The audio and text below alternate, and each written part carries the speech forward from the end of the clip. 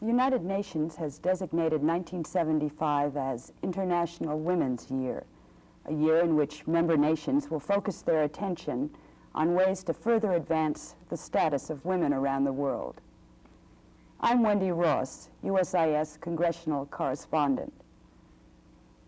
To discuss the changing role of women in the United States, we have with us two distinguished members of Congress, Representative Martha Griffiths, Democrat of Michigan, and Representative Patsy Mink, Democrat of Hawaii. Mrs. Griffiths, who has served in the House of Representatives since 1955, chose, after 19 years of service, not to run again for re-election. A lawyer, she has served on the powerful House Ways and Means Committee, the only woman ever to have served on that committee. She has also been a member of the Joint Economic Committee. Before coming to Congress, she served in the Michigan State Legislature and was also a judge. Mrs. Mink has represented Hawaii in Congress since 1965 and was recently elected to another 2-year term by a wide margin of votes. Also an attorney, she serves on the House Education and Labor Committee and the Interior Committee. Before coming to the House of Representatives, Mrs. Mink served in the Hawaii Legislature and lectured on business law at the University of Hawaii. Welcome. Thank you. In recent years, women in the United States have begun to organize themselves to improve their status in society. What do you think has caused this movement, this women's movement, or women's liberation movement, as it's sometimes been called? I think one of the things has been that they're so much better educated. Secondly, so many more of them have been forced by economic necessity to go to work. And when they have gone to work, they have discovered the tremendous discriminations against them. Then, having discovered those, they have discovered the tremendous discriminations against them when they're homemakers. And this, I think, is the real root. Wouldn't you say that was right, Patsy? I think that's probably true, especially, for instance, in Social Security, which you've been such a marvelous leader in calling attention to the people in the country, the discriminations against women in that law. There, I think that because the women have not, until recently, reached retirement age after having worked a full lifetime, only now are beginning to realize that there is inequity in the law and have brought these matters to the attention of the people back home. And this has created a greater interest, I think, in politics and government. How is there inequity in the Social Security law, Mrs. Griffiths? Well, a woman's husband cannot draw on her Social Security. And until I was a member of Ways and Means, even if she had been out of the workforce for a year and a half, even her own children couldn't draw if she died. But I think one of the really incredible inequities came to my attention the other day. A woman who had worked for 35 years under Social Security went to draw her Social Security. And they asked her if she had a husband, and she said yes, but he was killed in World War II. So they said, well, was he under Social Security? And she said, I believe he was. And she brought in the number. He had worked 18 months under Social Security, and she had paid in for 35 years. She drew more money under his entitlement than she would have under her own. Now, I think that is absolutely awful. Well, why doesn't the Tax Writing Committee of Congress, the Ways and Means Committee, do something about this? Well, we need more women on the committee. That's really the answer. We've been working very hard. Of course. But you see, this is where the discrimination lodges. I have tried to twist this whole business in a man's mind so that they would appreciate that what we are complaining about, insofar as a woman working all her life and not being able to leave her benefits to her husband, is a discrimination against the man. Of course. But you see, the men in the Congress say, well, I don't need my wife's support or benefit. I'm capable of working. And it's this mentality that prevents them from seeing that the basic law is wrong and that women should not be taxed then if they can't leave the same benefits to their husbands. Well, we're working on it. We're just at the very beginning stages, I think, of this whole movement to reawaken the sense of equality in this country. Isn't one of the main purposes of the movement to give true equality to both men and women, not only Of course. not only to women? Of course. That is exactly what the Equal Rights Amendment would do. For instance, in this country, the way for a woman to be supported at the taxpayer's expense is to get rid of her husband and then take her children down and go on welfare. But her husband couldn't do that, no matter how great his need. In many states, he cannot draw aid to dependent children for his children, which is, of course, nonsense. If they need something, they need it just as badly.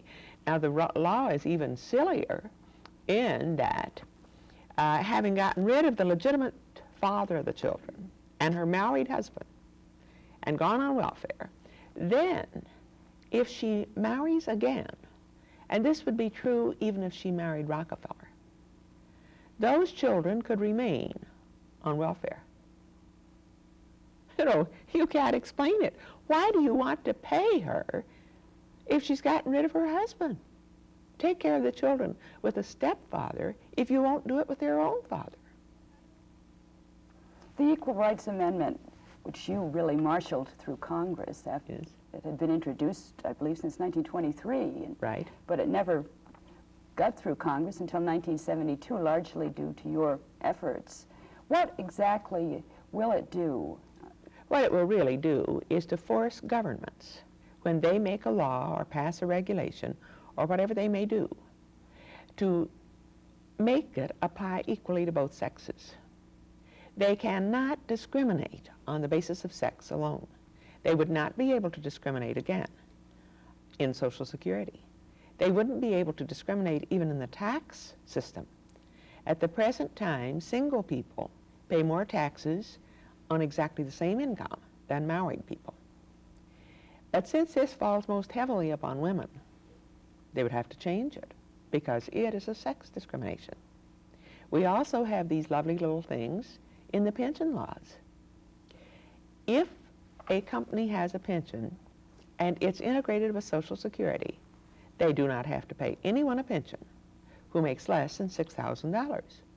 Well, who makes less than $6,000? Why, women, of course. Well, Mrs. Griffiths, until Congress passed the Equal Rights Amendment, of course it still must be ratified by 3/4 of the states to become part of the Constitution, and 5 states still have to ratify it for this to happen. But until the passage of the Equal Rights Amendment, was there no protection for women under the law in our Constitution?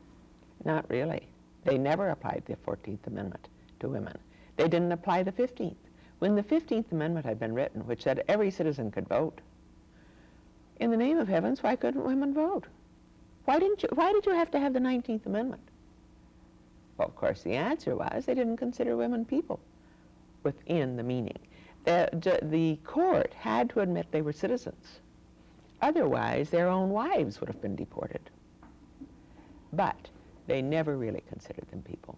What chances do you see for ratification in 1975, International Women's Year? President Ford recently said that this would be a very appropriate way for the United States to celebrate International Women's Year for ratification of the ERA. It will be ratified.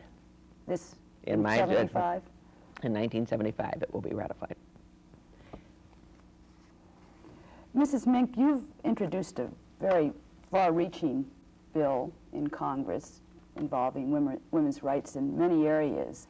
Why would such legislation be necessary if the ERA is ratified? Well, it was introduced largely pending the ratification. It seemed to me that we still needed to focus on the major inequities that existed in federal law so that people would not forget of the basic reasons for ERA in the first place. As Martha indicated, if ERA is ratified, and when it is, the changes, for instance, in Social Security will just have to be made. Otherwise, it will be litigated. And I would hope that the Congress would just get about the business of repealing some of these laws before the actual ratification. But when it occurs, it'll be an absolute necessity. In my state, for instance, we were the first to ratify ERA. Following that, we have had to take a systematic look, chapter by chapter, in our revised laws and make all the changes. It just doesn't occur automatically. And so the Status of Women's Commission, for instance, in my state, has made it their #1 priority to just cleanse the laws of everything they regard as being sex discrimination. This does not happen by and of itself, merely because we have ratified ERA or have a provision similar to it in our state constitution. And so I suppose the omnibus bill I put in would serve that purpose even after ratification. So what you're saying is the Equal Rights Amendment applies to federal law, but then we have, the states have It to... applies also to state law. Oh, it does? It applies at a local level, too. The local school board can no longer say that in the case of a depression, first all women teachers will be fired, or all married women will be fired, and then we'll fire the men. It applies any place where government acts within the United States. See, where government acts, but it would not apply to private businesses. That's right. It does not apply to industry. So now what is the United States doing in this regard? Well, we have the 1964 Civil Rights Act that applies to them. And then, of course, in the higher education bill of several years ago applied to women. Is that right? Could you discuss that, Mrs. Mink? Yes, that was with reference to any policies and regulations and hiring. This includes hiring and firing policies of the education departments and the local communities, as well as universities. This is a very important step forward and quite complicated.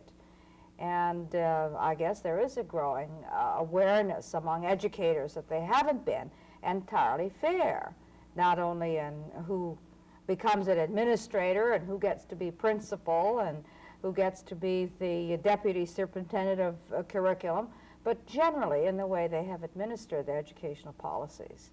So I'm fully in support of the amendment that we put into the higher ed bill. And then, of course, in this past Congress, the Women's Educational Equity Act, which was a bill that you sponsored and worked very hard for, was recently signed into law. Could you talk about this, the need for this legislation? Yes, it's always been my belief that no matter how many laws we passed or how many constitutional amendments we were successful in having ratified, that the major problem in any society was the attitudes that people grew up with or were made to believe were sacred traditions of their civilization. And so long as any part of our society adheres to a sexist notion that men should do certain things and women should do certain things, and then begin to inculcate our babies with these notions through curriculum development and so forth, then we'll never be rid of the basic causes of sex discrimination. So the Women's Educational Equity provision, which is designed to provide monies for small groups, institutions, women's organizations, school systems, universities, whatever, to try to grapple with this problem, do some very intensive work in curriculum revision textbooks. Why do all of the women, for instance, in a child's primer have to be pictured as homemakers with aprons on in the kitchen? Never anything very exciting beyond being a nurse. The doctor is always a man. The lawyer, the engineer, the statesman is always a man. And this is the kind of very subtle way in which, in my view, girls and women are discouraged from fulfilling their potential. And so I suppose the purpose of my bill is really to free the human spirit, to make it possible for everyone to achieve according to their talents and wishes. Another subject which concerns you is daycare legislation. Could you talk a bit about that problem in the United States? Do we have enough daycare facilities for children of working parents? Well, Martha could probably comment more expertly on the only federal program we now have for daycare, which became a part of the special services under Social Security. And it dealt with those on welfare or potential welfare recipients. It's always been my view that beyond that, government had a responsibility to provide educational services to young children before school age, and that really we didn't have but 600,000 spaces in the entire country for early childhood education, and this was far too few when there were already 6 million preschoolers whose parents, either single or both, worked. And therefore, we were falling far behind in providing this very, very needed service. One of the problems that we have with it is that the states or the bureaucracy itself want to write in very special regulations. I remember when I was a member of the state legislature that they wanted to have very special regulations for the buildings, which made it almost prohibitive. Now, in many instances, they want to have very special regulations for what the child is to eat, and so forth and so on. So we have great difficulty with it. But we do need daycare, and we're giving it most inequitably in this country to people. Some of the very poor can get it. Not all, by any means, but some. But then the middle class can't get it at all. They're not given exactly the same basis as others. If you're going to have it, in my opinion, it should be given to everybody alike. And we should make arrangements to do it. But it shouldn't cost the same amount as sending a child to Harvard. Don't you think that's really it? So one of the things that's so difficult to explain is that we have a daycare program under 4A of our Social Security Act for those on welfare. The minute the woman goes to work, she loses that opportunity for care for her preschooler. And so while we're saying the whole program is designed to get women to go to work and to be self-sufficient and get off welfare, we discourage it. Of course, the whole welfare program discourages women from going to work. The truth is that the welfare program is what the Congress of the United States has done for women. And let me tell you, it's not good. What we are saying to them, when you are caught in this trap, you are there forever. By this means, you protect jobs for men, theoretically. Of course, you don't, really. Because if you just permitted those women to have jobs and have a decent way to rear their children, you would have a greater demand upon the entire economic structure, and we could well afford it. What chances do you foresee in the near future Congress really grappling with some of these very central issues? Well, we already did, Wendy, on the daycare question. In 1971, the Congress, in a very prolonged debate over the issue for 4 years, finally passed a comprehensive child care bill, which was vetoed by President Nixon and set back the whole program tremendously. And it's taken us until now, December 71, to this current time, where we're now again beginning to regroup and decide we're going to go it again. I think with the new Congress coming in and many new faces, many more women involved in politics on the local level, there's a far greater awareness of the importance of this issue. And so I'm looking forward to the 94th Congress really enacting a bill which will be the first for our country. And really, it's almost too late. Most of the countries of the world have child care programs. Certainly all of Scandinavia and a good part of Europe and Asia have recognized the importance of providing adequately for young children. It's only our country, I think, Martha, that has failed to recognize this responsibility. Well, perhaps in International Women's Year, this We will can be do something really about it. grappled with, yes. In the 1974 elections, women scored significant gains at all levels of government. In fact, more women than ever before were elected to political office. Women have had the vote in this country since 1920. Why now are they doing so much better? Why not before? Well, I think one of the answers is that they have never run in such numbers. And they have never realized before the exact issues. Now, many of them do. They're well informed on the issues. And they are running. Many of them are running, as Patsy and I did, with the support of our husbands. But they are trying. And I think that it will change American politics. I've always thought it was wrong that women would not vote for women. They do. But so do men vote for women. And there were no women in America in Watergate. And I think this was a big help. How will it change politics, women's participation in greater numbers in the political arena? Do you agree, first of all, Mrs. Mink? Well, yes, I agree. I think, well, you have to recognize it took us 150 years to get the vote. Yeah. And 50 years is really, in terms of time, not a great deal. In terms of developing from just gaining the right to vote and the important position that I think so many women hold in their respective communities. We may not have the numbers, but I think women are really listened to. If my state is typical, we have many in the legislature, and they're the leaders. They are in the forefront of public opinion, in the middle of public controversies. They're not afraid to express themselves.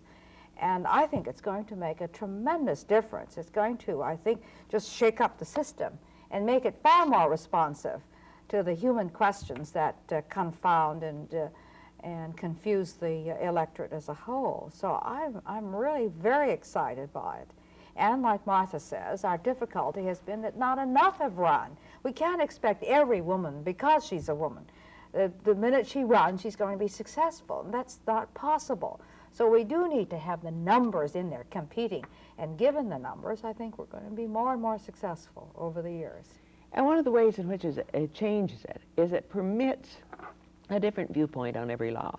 I can remember that we were once arguing some years ago over who was to get the jobs in a particular make-work program. And one of the women was suggesting that they be 50% for women, 50% for men. And one man arose on the floor of the House and said, "What do you mean? It has to be given to the breadwinner." Who is the breadwinner? The only real poverty left in America, outside of the aged, are in those families that are supported by women. So that woman needs to have that opportunity at that job. But you see, you have to have some women there to understand this. Many of the laws that have been made on the theory that men will always hold these jobs. Therefore, the surviving widow is given a pension. I changed the law that permitted it to be the surviving spouse.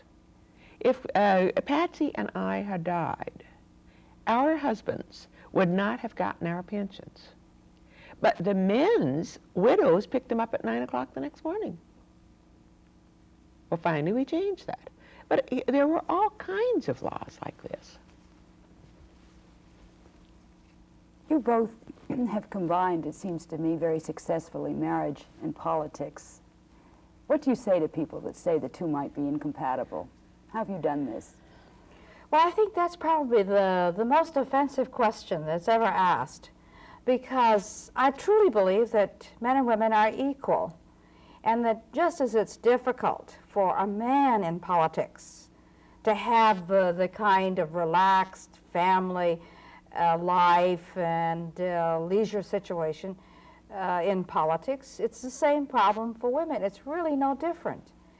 And I've never heard anyone ask a man, "How has it been on your family?" I mean, it's seldom asked.